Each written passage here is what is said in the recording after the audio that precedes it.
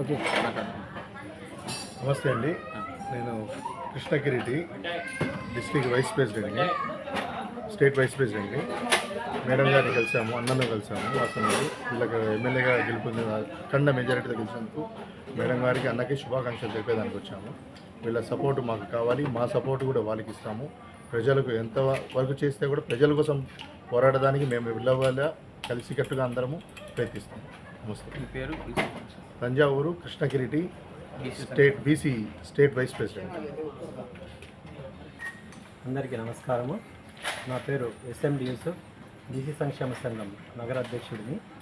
ఈరోజు తెలుగుదేశం శాసనసభ్యులు రెడ్డప్ప గారి మాధవరెడ్డి గారిని మరియు పొలిటికల్ బ్యూరో శ్రీనివాసరెడ్డి సార్ గారిని కలిసి నూతనంగా ఎన్నికైన ఎమ్మెల్యే గారికి మరియు వాళ్ళ శ్రీనివాసరెడ్డి సార్ గారికి కృతజ్ఞతలు తెలపడం జరిగింది.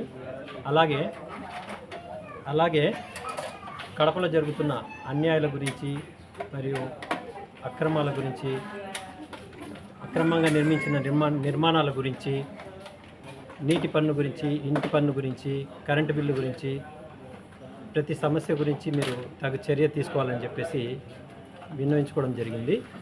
మరియు ఈ గత ప్రభుత్వంలో బడుగు బలహీన వర్గాలకు కానీ ఇలా మాలాంటి బీసీ సంఘాలకు కానీ ఎలాంటి లాభం చేకూరలేదు. కనీసం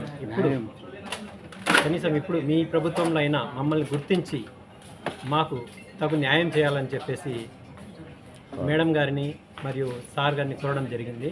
వాళ్ళు కూడా సానుకూలంగా స్పందించారు. కాబట్టి అందరికీ ధన్యవాదాలు.